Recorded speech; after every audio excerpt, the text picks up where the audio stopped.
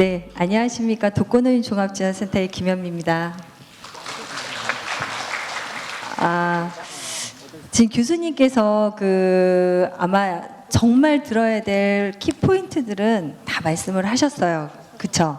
네, 저랑 원래 지금 이 케이스 스터디의 전문가 어떤 자문 이 부분에 대해서 이제 제출을 하라 했을 때 내용을 보니까 너무 유사한 게 너무 많은 거죠. 그래서 저는 이제 저희 입장에서 몇 가지만 얘기를 하고 가장 중요한 거는 현장에서 이 케이스를 다룰 때 많은 정보를 알고 있어야 된다라는 거. 그러니까 요즘은 정보화 시대입니다. 그렇기 때문에 현장에서 그런 정보가 좀 다양하게 갖고 있어야지만 내 케이스가 어떤 상황이 되든 어떻게 연결을 해주든 어떤 의뢰를 할지 이런 부분들을 할 수 있어서 저는 이제 내년도 바뀌는 사업에 대한 정책 사업 중에 노인 맞춤 돌봄 서비스에 대한 사업 그리고 거기에 이제 공공 사례를 어떻게 연결하면 좋을지에 대한 사례를 좀 들어서 말씀을 드리도록 하겠습니다. 그래도 오늘 또 이렇게 발표해 주신 치매 독거노인에 대한 저의 의견을 간단하게 말씀을 드리면 저는 이 사례에 대해서 좀 사례 관리자의 역할을 좀 강화해야 된다라는 관점으로 이걸 좀 봤습니다. 그래서 사례 관리자의 역할 중에서 어떤 생태적인 관점, 그리고 인파워먼트적인 관점에서의 그런 어떤 통합성, 그리고 거기서 우리가 클라이언트의 어떤 환경 상호 간의 어떤 환경 속에서 조정해주고 유지해주고 강화시켜야 될 것들 이런 것들에 대한 중요성 이런 것들을 좀 바라봤습니다. 잘 아시다시피 우리 사회복지학 쪽에서 많이 얘기하는 게 이제 생태적인 관점 여러분들 잘 아시죠? 이 생태학적인 관점은 그 과정에서 어떤 잘못된 상호작용, 부정적인 것 이런 것들이 있지만 이런 것들을 이제 긍정적으로 제 기능을 수행시키도록 변화시키는 것 이게 바로 사례관리자의 역할이라고 본다는 거죠. 그리고 인파워먼트의 관점도 클라이언트를 둘러싸고 있는 가족이나 이웃이나 지역사회 등 이런 어떠한 다양한 사회 구조들을 잘 조정하고 역량을 배분하는 것 이것 또한 사례관리자의 역할이라고 보고 있습니다. 이러한 두 관점을 잘 활용을 해서 사례관리자의 역할을 강화할 필요가 있는데 가장 중요한 거는 클라이언트가 속해 있는 어떤 공식적, 비공식적인 자원과 활동의 관계망을 잘 조정하고 유지할 수 있게 해준다라는 게 사례관리자의 역할 중에서는 가장 중요한 부분이 아닐까라고 생각합니다. 그리고 이제 우리가 치매 독거노인의 경우 이제 이행자로서의 역할 또한 상당히 강화될 필요가 있습니다. 이 부분은 이행자로서의 사례관리자는 어떤 위기가 있을 때 이제 심리적인 지지를 제공을 해주는 역할을 하는데 치매 노인이나 이런 어떤 노인들 같은 경우에는 표현을 못합니다. 말로. 그렇기 때문에 그 사람이 어떤 말을 어떤 문제가 있는지에 대한 것들은 경청이나 아니면 감정이입 이런 여러 가지들을 통해서만 대상자의 변화를 볼 수 있기 때문에 이행자로서의 역할 강화가 상당히 중요하다라고 보고 있고요. 그리고 정보 전문가로서의 역할 강화도 필요하다라고 봅니다. 프로세스 상에 이제 각각의 사례 분석을 좀 해봤는데 다 잘 하셨는데 제가 보기에는 이제 초기 상담을 할 때, 초기 사정을 할 때 어떤 정보에 대한 전달 이런 것들이 다음 단계에 넘어가시는 분들한테 잘 전달이 안 돼서 좀 혼란이 있지 않았나. 그래서 그런 정보들이 잘 연결이 안 되다 보니까 대상자에 대한 대상자가 치매가 어느 정도인지 어느 정도 진행이 됐는지에 대한 것들이 모르다 보니까 이분이 이제 지역 내에서 배회를 한다든지 이런 상황이 발생이 됐을 때 이제 그때 이분의 이런 문제가 있구나라는 것을 파악했다라는 거죠. 그래서 주 사례 관리자의 역할도 중요하지만 이렇게 혼자 사시는 분들에 대해서는 보조적인 그런 역할을 할 수 있는 어떤 보조 사례 관리자의 역할도 중요합니다. 그래서 이제 독거노인 사업을 하는 많은 기관들 같은 경우에는 이웃을 활용을 한다든지 아니면 그 지역에 있는 친척이나 아니면 정말 친한 친구들을 이용한다든지 이런 어떤 보조 사례 관리자들을 통해서 그 혼자 사시는 분들을 매일 체크를 합니다. 어떤 그 치매 어르신 같은 경우에는 이분이 이제 좀 치매가 많이 이제 경증에서 중증 넘어가는 바로 그 단계다 보니까 이제 집에서 혼자 거주하시는데 전기나 가스나 이런 거에 대해서 노출이 좀 위험할 수 있다 보니까 그 주인집에 있는 아주머니께서 이분의 그런 가스, 전기 이런 걸 다 차단을 하시고 대신에 아침마다 밥을 해서 전기밥통, 그러니까 이렇게 좀 보온이 될 수 있는 곳에다가 밥을 넣어드리고 드실 수 있게, 그 다음에 음식이나 이런 것도 만들어서 아침마다 좀 체크해다 드리는 그런 것들을 봤습니다. 좀 되게 귀찮은 일이기는 하죠. 그래도 이렇게 보조적인 역할을 할 수 있는 분들이 분명히 이웃은 있을 겁니다. 그런 분들의 도움이 있어야지 치매 독거노인이나 이런 분들은 지역 안에서 거주를 할 수 있다는 겁니다. 예, 이러한 연계 방안이 우리 주 사례관리자들의 역할로서 중요한 것이고요. 그리고 이제 잠시 후에 또 우리 김선태 과장님께서 말씀을 해주시겠지만 공공후견인 제도나 이런 어떤 제도적인 것들을 활용을 할 수 있는 방법도 있습니다. 네, 그리고 종결 이후에 이제 어떻게 사후 관리를 할 것인지에 대한 계획, 그 다음에 이분이 만약에 시설에 입소가 되면 제일 좋지만 입소가 되지 않았을 경우에 유관기관과 어떻게 의뢰를 할 것이고 어떻게 관리를 할 것인지에 대한 관리 방안, 이런 것들이 사례 개입에 대한 실천 포인트의 중요한 점이 아닐까. 그리고 보건복지 연계 및 공공민간의 협력이 필요합니다. 제가 잠시 후에 또 한번 말씀을 드리긴 하겠지만 그동안에 우리 그 복지 행정이나 복지 그 전달 체계를 보면 상당히 민간과 공공이 단절되어 있습니다. 그래서 현장에서 독거노인 돌봄 기본 사업이라는 거를 진행을 했었는데, 독거노인 돌봄 기본 사업의 그 대상자 선정은 수행기관에서 진행을 했었습니다. 그러니까 중앙에서 현황 조사를 통해서 일률적인 어떤 점수를 내려보내면 그 점수에 해당되시는 분들을 대상자로 선정하는 방식이었기 때문에 그 읍면동이나 지자체에서의 권한이 없었거든요.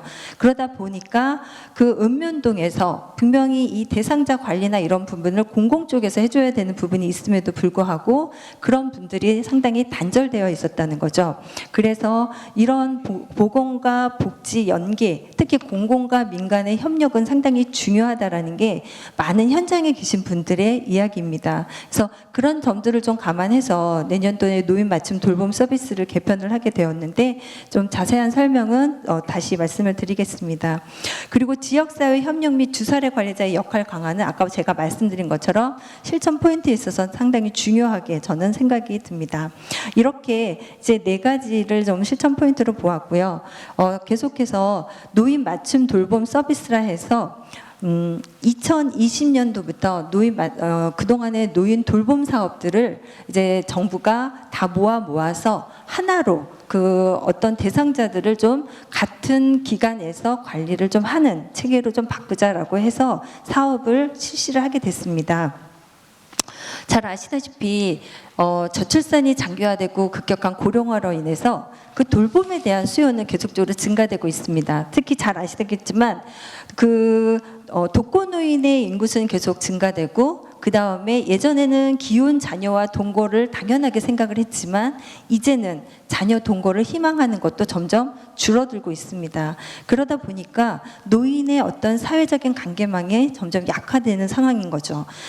예전에 지금 현재의 노인 돌봄의 어떤 사업 현황을 보면 이렇게 사업들이 다 분절적으로 진행이 됩니다. 노인 돌봄 기본 사업, 노인 돌봄 종합 사업, 그다음에 초기 독거, 그다음에 독거노인 친구 만들기, 뭐 이렇게 다 분절이 돼서 노인 돌봄 기본 사업을 받으시는 분 같은 경우에는 노인 돌봄 종합 서비스를 받지 못했습니다.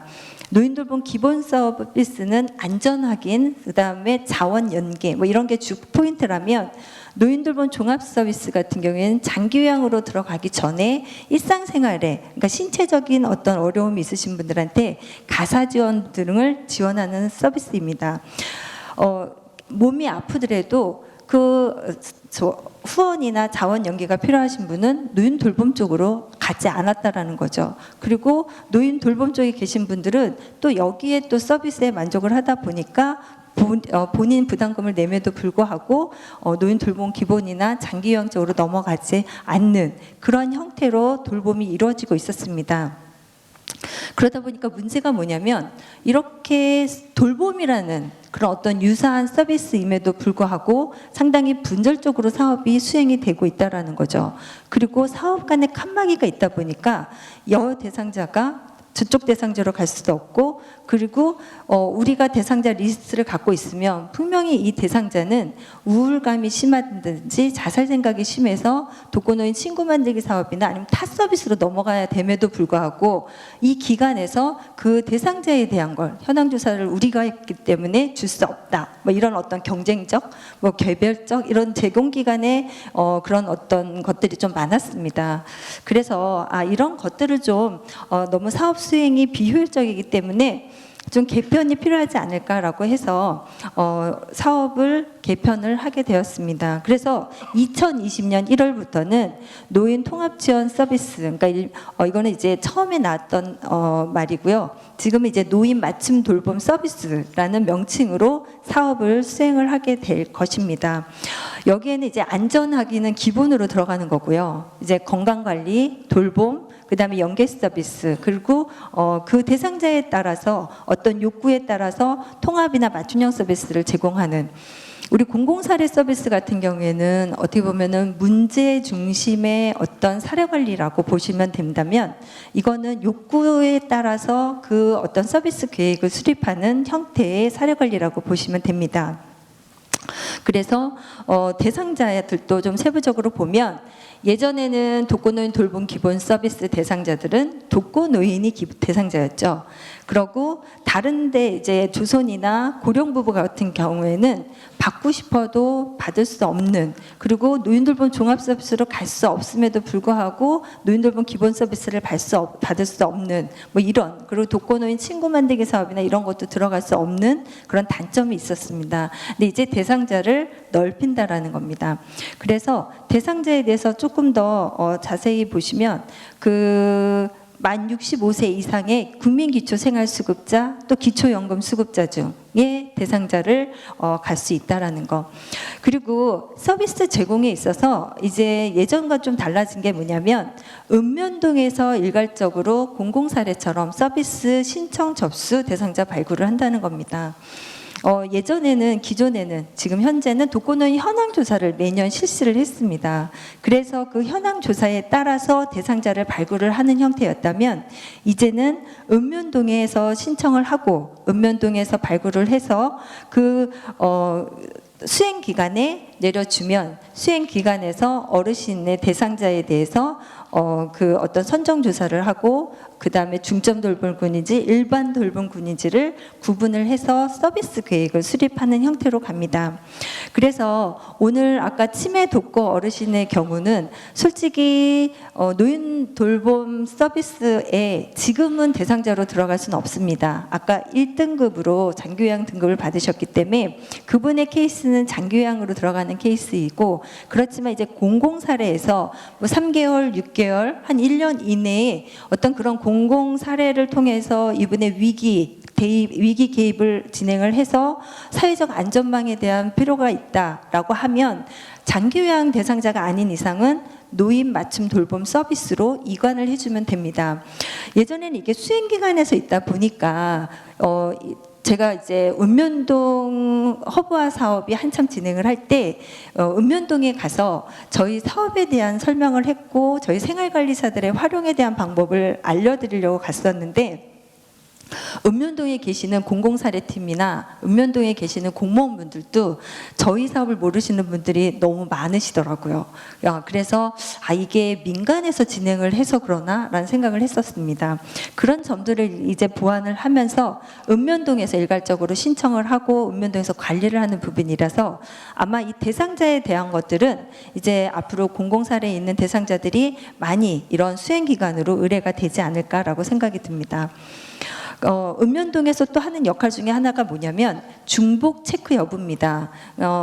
노인 맞춤 돌봄 서비스에서는 일단은 생활지원사라는 분을 파견을 합니다. 그렇기 때문에 장기요양 보험을 받는 분들이나 아니면 보훈성금이나 장애인 활동 지원 사업을 통해서 누군가가 정기적으로 일주일에 한두 번 찾아오는 사업을 진행을 미리 하고 계신다 하면 우리 대상자에서는 중복이라 해서 대상자로 들어올 수가 없습니다. 이런 부분들은 읍면동에서 시스템으로 한번 걸러주고 수행기간으로 넘길 겁니다. 예전에는 이제 현황 조사를 하기 전에 사회보장정보원에서 1차적으로 걸러서 주셨었는데 이제 현황 조사를 하지 않기 때문에 읍면동에서 이제 그 역할을 해줄 예정이고요.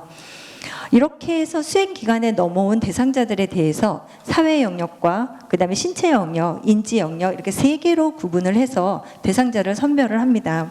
그래서 신체 영역이 상이신 분들은 이제 중점 돌봄군이라 해서 가사 지원 서비스가 일부 들어갈 예정이고요. 사회 영역, 인지 영역은 독거노인들처럼 사회적인 관계가 단절됐다든지 이런 분들을 위주로 해서 이분들한테 필요한 서비스를 제공을 할 예정입니다. 그래서 주점 돌봄군 같은 경우에는 뭐 월 최대 40시간, 그 다음에 일반 돌봄군 같은 경우에 월 최대 16시간 이상을 이하 서비스를 받게 되어 있습니다. 서비스 계획 수립은 전담 사회복지사가 이제 수립을 하게 되어 있는데요. 이 서비스 상담을 전담 사회복지사가 하고 서비스 제공 계획을 사례 실무 회의를 통해서 진행을 한 후에 서비스 계획을 수립을 한 걸 가지고 시군구에 노인 맞춤 돌봄 서비스 심의회를 통해서 대상자의 승인을 시군구에 요청을 합니다. 그래서 승인을 해주시면 노인 맞춤 돌봄 대상자가 되는 거고요.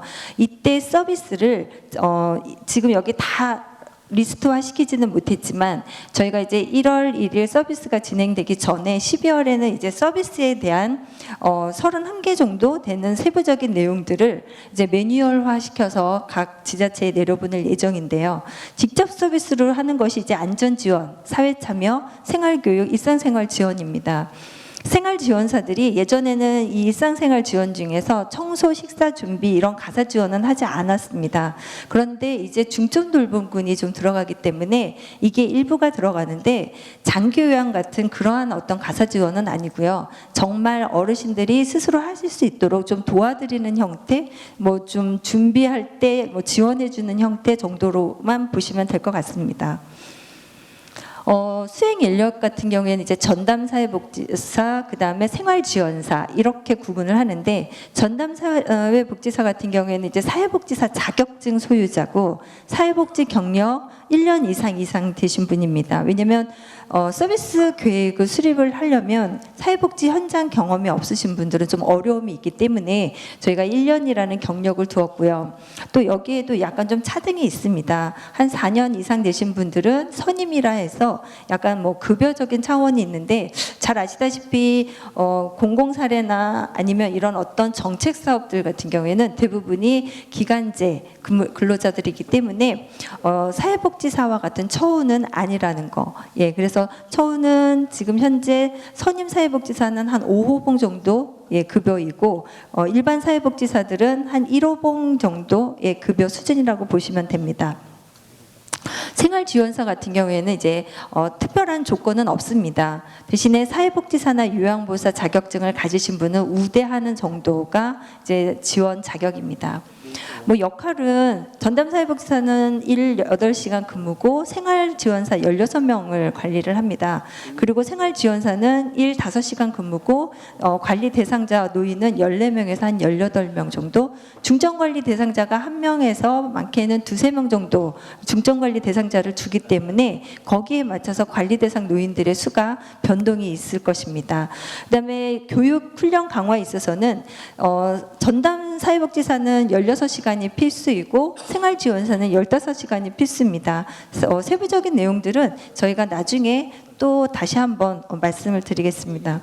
근데 이번에 사업을 진행을 하면서 이제 또 하나의 또 개편된 중요한 것 중에 하나가 권역별로 수행 기간을 선정한다는 거죠. 옛날에는 그 노인돌봄 기본 사업을 하는 곳은 그 한 시군구 안에 하나의 기관에서, 그러니까 여기 예를 들면 노란 색깔을 표시한 저 기간 안에서 그 네모난 이 권역을 다 관리를 했습니다. 그 노인들을. 그런데 그러다 보니까 여기 보라색 맨 끝에 있는 어르신 같은 경우에는 저기 노란색 수행기관까지 가려면 너무 어렵다는 거죠. 그래서 어떤 서비스를 제공을 하고 싶어도 이분들은 방문형 아닌 이상은 통원형으로 너무 어려움이 있어서 이거는 아니다. 그래서 그 어르신이 사는 행정동 구역에 가까운 곳에다 기관을 두자라고 해서 권역을 노란색은 노란색끼리, 그다음에 초록색은 초록색끼리 이렇게 묶어서 권역을 나눴습니다.